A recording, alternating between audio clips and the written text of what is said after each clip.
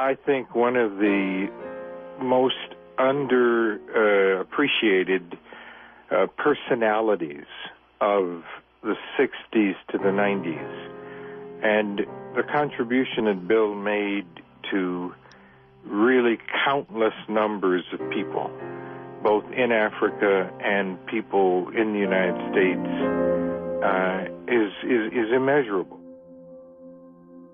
A.J. Muste, who was known as #1 pacifist of the United States, had said, "There is no way to peace. Peace is the way." And on that philosophy, no matter where you were, if you found out that there was something wrong, you took a position against it.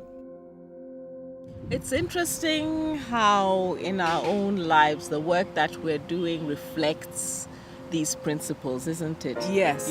Because we are working on green space in Accra, we're working on, bringing culture to children from all socioeconomic backgrounds. And it's really all about social justice.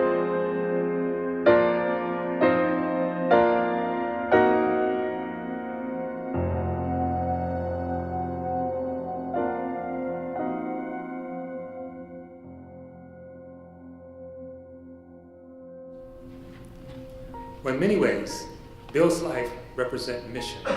He was not personally ambitious. He was driven by mission. He wanted to accomplish something. And not for him, but for African Americans, for Africans, and for the world. His is a name that really needs to be sung to the rooftops.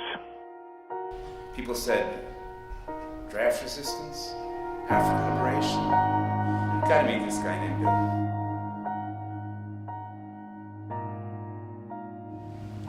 Do you remember that Papa had this Rolodex? Yes. And every time we were traveling, you called him, and invariably there was somebody in every city in this world that he knew. Yes.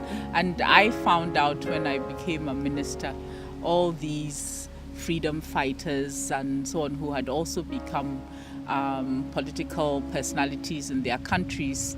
And he just would say, "Oh, I know so and so, Sam Nuyoma," and I'm like, "Oh, okay," So I got to meet a lot of the Southern African political personalities that I knew through him.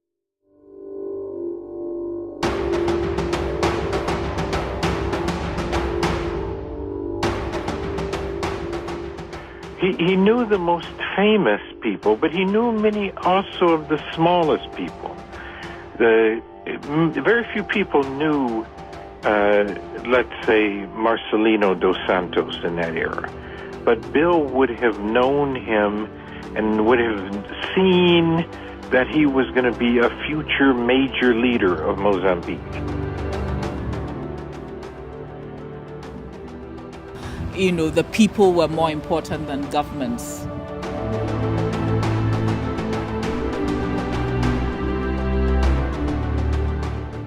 The question of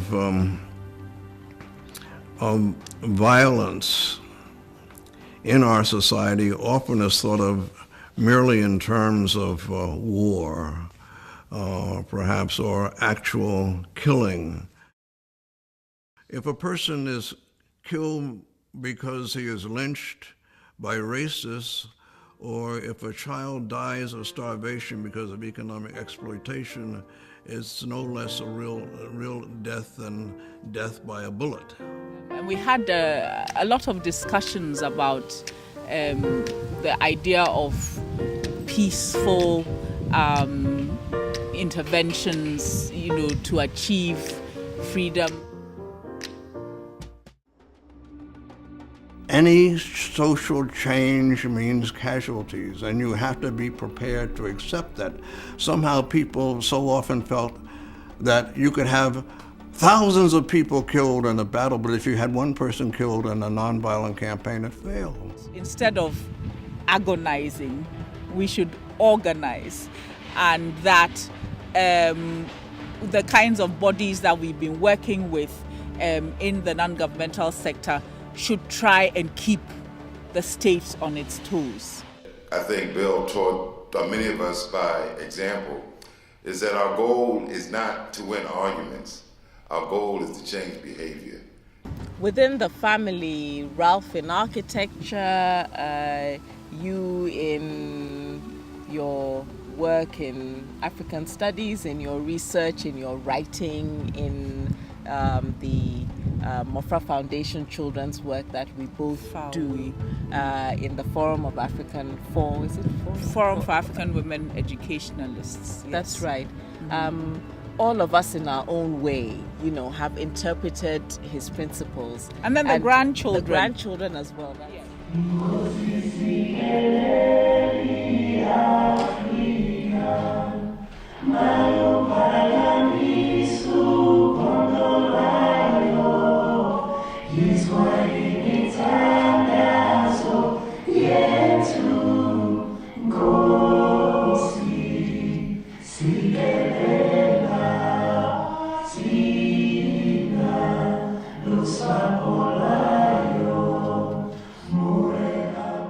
Bill, we're going to party a little later tonight, and we love you.